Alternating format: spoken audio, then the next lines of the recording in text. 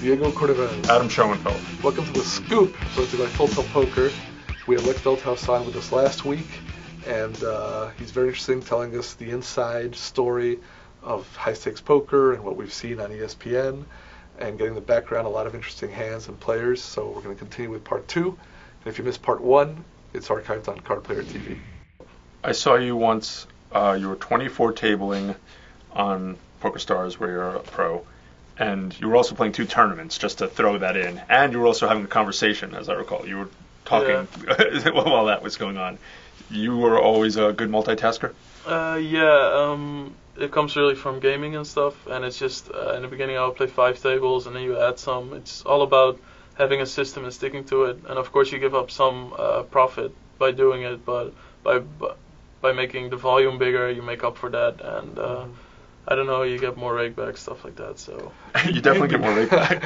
You'd been a StarCraft player, which is Elke's big claim to fame as well. It was a friend of yours. Was that big part of your training as far as being able to play all these multiple tables online and keep track of all the action, or is the relationship not as strong as I'm making it out to be? No, it's definitely that. It's like hand-eye coordination. I think not so much the strategic part has trained me to do that. Of course, you develop what they call a strategic mind. People who are good at Monopoly are going to be good at Risk and stuff like that. I mean, it's just something that you can develop. But it's definitely mouse speed, just clicking. Right. And not letting all the lights phase you out. Exactly, like all the bleeps and not having an epileptic attack from all the tables or something. So, I mean, it definitely helps, but it was in no way that I had a StarCraft career or something. I played it a lot, and I think for regular people I was really good at it, but I was nowhere near the top of the world or anything, or I didn't play league matches and stuff. Because Adam had told me about watching you play the 24 tables and such, and people always talk about, oh, these young kids, they play multiple tables, and some do for short periods, and some really do, or others are exaggerated, but this was the real It was notable because thing. The thing that I took away, and that I always tell people about, was that Lex was playing 24 cash tables, plus 2 tournaments that he had in a corner, so he segregated those.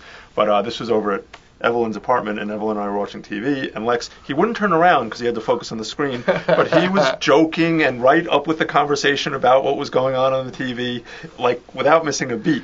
When you play all those tables, are they tiled one on top of another so that you're really watching one game at a time, or do you really have the... Yeah, no, you have to like cascade them and overlap them all, because I used to play 15 tables on 2 30-inch monitors, and that's doable. But if you really get above like 18 tables, you have to make your point of focus really small, because otherwise I spend more time looking around and moving my mouse than actually thinking about hands. And now they just come up, and you can just like, it's like a hit them all, that game, you know, it's just like they come up and it's clicking buttons and stuff. So it looks kind of psychedelic, but it's really harder to watch than to do it yourself. When you're playing, and you say that you're nittier online, playing all those tables, you almost have to play a semi-robotic style, don't you? I kind of got into to a point where people thought I was always crazy, because I used to always play really loose aggressive. Like 2-3 years ago, I played really crazy online, and then when I started multi-tabling, people still thought I played that way, and I actually started playing like really tight, like 18% of my hands pre-flop, and that paid off huge for me. But then after a while, people caught on, and I just got too nitty. Like I would only open like 20% of my buttons, which is just a huge leak. Right. And then I started playing 4 to 8 tables earlier this year for thousands and thousands of hands, and talking about every hand. I pretty much try to think for every hand, how can he fold?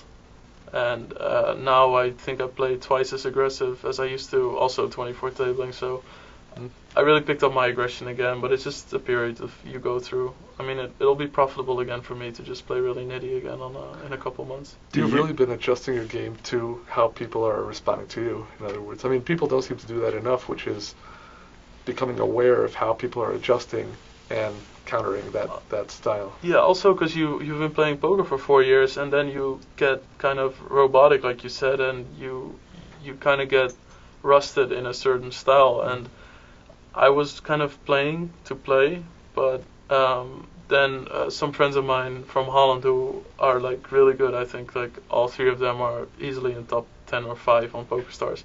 They're really sick, and they the way they think about the game really revolutionized it for me again. And I started playing completely different, and now when I play, I think poker is fun again because I'm learning, and I play so much different than I did half a year ago.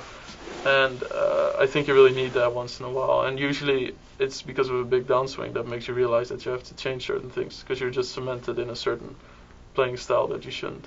And these friends of yours, these friends of yours are doing something very innovative that other people haven't really done until now? They just come up with certain lines, and I mean, I'm sure other people do it too, but they're just like a newer school of poker, and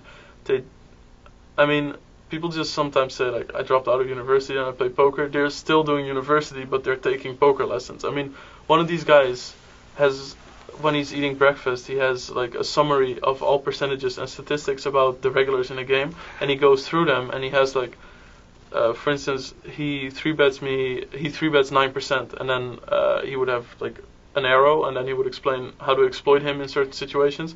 So he has like a full page of each player, and he reads that during breakfast. I mean, that's pretty sick to do that. So that's poker 24 hours a day, basically. Just exactly. They eat, sleep, breathe poker, and the way they do it is not in a way just I want to play, but I also want to learn and I want to destroy it. And it used to be more you can just play and you can learn as you go because the games were so bad, but they're so dried up now. You really have to challenge yourself this way. Do you you talked about having a downswing and then you can get less motivated. Do you worry about just getting burned out from the sheer volume because you play a high volume of hands? Yeah, it's also just because it's just not cool to sit down and lose for 15 hours every day. And of course in the beginning you're unlucky because if you're a winning player you play well, and then if you have a big downswing there has to be a certain amount of being unlucky, but it's without a doubt that there's going to be glitches in your game. It's all the marginal cases. Is raising the 9-6 suited under the gun really that good? Or, I mean, flopping to pair with it and stuff and then losing is fine, but the essence of raising it under the gun might not be good, and that's the stuff you forget when you're on a downswing. Mm-hmm. So I would say the first like 40% of your losses might be bad luck, but then the rest is just playing bad, and you need to really have an eye-opener. And that was talking to those guys was my eye-opener pretty much, and I'm just happy it happened before I lost everything, because that's usually when your eye-opener comes. When you lose everything, it's when you can reboot, and that's fine. Like, I don't really mind going broke. I mind it more now than I used to, but I definitely feel that it's the perfect reboot for your system. But before that, you'd been on a sustained losing streak, in other words, online. Well, I mean, it's always been kind of crazy. Like every year I would have the ceremonial New Year's Day broke day. I went broke like 4 years in a row on New Year's Day. On the actual. Yeah, like. Just to get a fresh start. A lot of people say beginning right. of the year, throw out all the clean stuff slate. that you haven't used in the last year, including cash. I just didn't play poker for money. I played it to play and to try to get better. I would play it like the most ridiculous people heads up and with all my money, and I just didn't care about money because I thought I was young. I don't have responsibilities, and I don't want to go down that path right now. So I'm getting more serious last couple of years, and the downswing was just where I decided, okay, I'm just gonna play 200, 400 against anyone, and against some people I think I had an edge, against some people I didn't, and then after that, just my mindset got a bit messed up, and then you just start losing everything you play. I mean, certainly anyone's mindset would be messed up in terms of their play. It's impossible, no matter how mature you are, how sensible you are, eventually it's going to affect some of your decision making. But away from the table, did it also affect you, or were you able to at least separate what was happening online to your attitude offline in your life in general? I'm really a big believer of if you sit down in a game where you can lose 100,000 and you lose 100,000, you cannot complain. Like, per default, you're not allowed to complain because that's the risk. You cannot just choose the upside of it and use that as an expected outcome. So I really believe that you should never despair or whine or anything when you lose a lot. I mean, of course you can be grumpy sometimes, or you can be blown away by it, but you should never think, oh my god, what do I do now? Because then you shouldn't have played. So like, even if I lost a lot, I really try to keep my composure, because otherwise you just become a bitter poker player. And you'd still be able to go out, have fun, and live your life without being doomed by that. Yeah, I mean, it goes to like pretty ridiculous stretches where one time I lost 500k in a week, and that was all my money at that time, and I had to borrow money from a friend to buy beer because it was my birthday, so I had to buy beers for everyone to drop by, and you know, they didn't have a clue. Like, my friend asked, so what's wrong? I was like, well, I went broke. How is that possible? But I really think that is important, and I mean, I don't try to gloat in that, but I think that's just an important thing that people should have. And if they're not able to do that, then make sure your bankroll management is all right, because then you're never going to get in that spot. Recently, the most recent season of High Stakes Poker, you appeared, and even though I think you took a loss, everyone that I've spoken to thought that you played really well. You ran into some really tough spots where you were running bluffs and other guys happened to have it. You also composed yourself really well. What were your general impressions of the High Stakes Poker season? Yeah, it looks like every hand I pretty much 3-bet and lose the hand. The thing is, the spots that they showed, the hands that they showed, were the only times I 3-bet. So I didn't 3-bet a ridiculous amount, so I would only say I 3-bet maybe like 5%, 4% of the hands. And that's like, I would say 4%, and that's a pretty standard amount for an 8-handed game.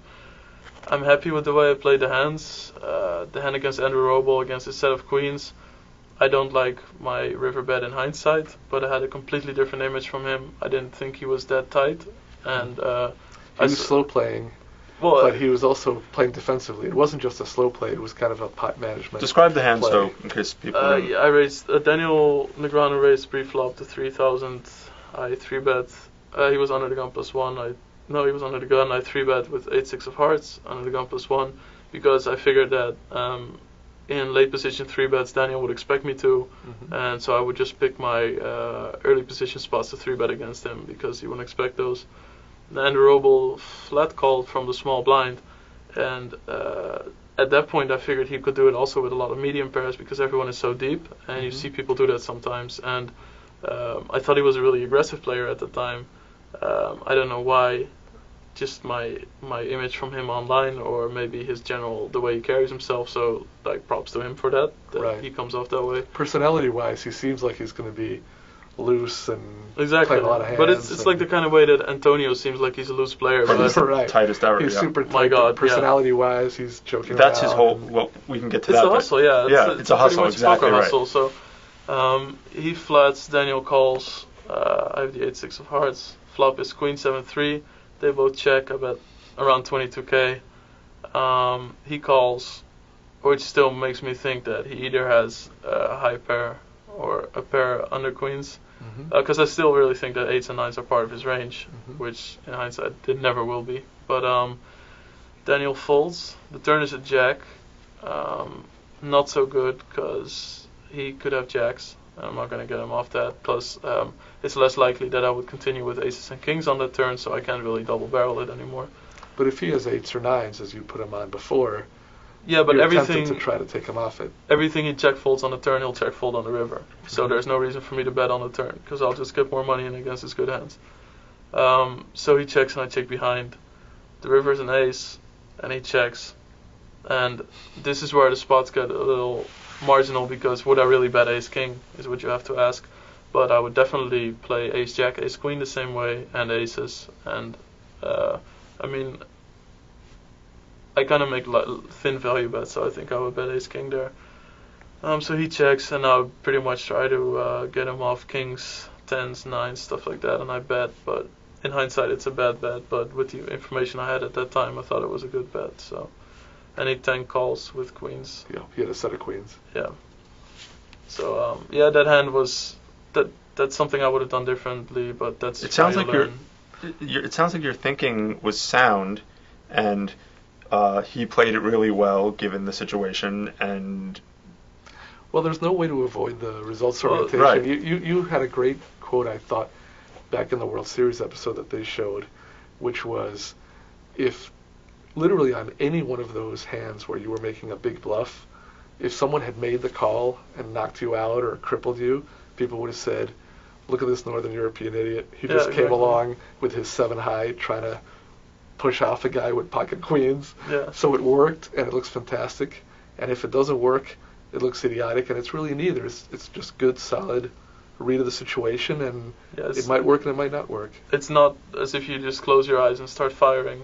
The whole problem with the hand is that I didn't adjust his range towards me well enough to. And you didn't know him that well at that point. Right. Exactly. I just knew him from, this is a guy that I know from online that makes a group of players that's called Ship It Holla Ballers. I mean, how is that guy a nit? Like, how in the world is that guy a nit? But he's Ship It Holla Ballers got to be loose. But that's, again, it's great if you can create. He is whatever nit in the group, but I mean, it's alright. And no, not to sound bad, because people always take it as a bad way if you say somebody is tight, they start defending themselves. Why couldn't you just say, yeah, that's true? It's not an insult. Yeah, just like I said, saying a nit has a really negative vibe to it, but I don't mean to insult or rag on him or anything. Well, and also, I think the word nit has taken on different connotations for different people, because it's one thing to be a tight conservative player, which is just a legitimate strategy. True. A nit, to me, has always implied someone who they won't play unless there's an edge. They won't play other good players. They're only looking to exploit bad players. And like Andrew Roble, he sat down with these great players, and he brought his own cash to play. So that in itself is not nitty. Yeah. Maybe he plays conservatively, but he's willing to put his he's money not in action. He's not a nit per definition. And then he's a great player who's playing like low stakes, and if somebody good sits down at the table, they get up, or they sit down like we see sometimes at Bellagio on those rare occasions when I play live. They come in, they sit down, they'll play a few hands against you, and then as soon as the big blind comes, then they get up or whatever. Like they're looking for every little edge. Right. That's not poker, It is a matter of definition, and yeah, there's a sense of nit that could be an insult, but there's also there's another sense where you just mean a tight conservative player, and when we're using it about Andrew, we just mean Phil Hellmuth is a nit. Because he loses value on every hand he plays. That's the thing. Like, Phil Hellmuth is a nit in the bad sense of the word, and Roble is just a tight player. Thanks for joining us on The Scoop, brought to you by Full Tilt Poker. Lex Veldhuis has been excellent, so we're going to bring him back for part 3, and we're really going to ask him about a lot of the hands we've watched on High Stakes Poker. High Stakes Poker. What was going on, what were some of the things off camera that we might have missed, how Phil Ivey called him, or moved in on him, rather. With nothing. And we'll get the inside scoop, so to speak.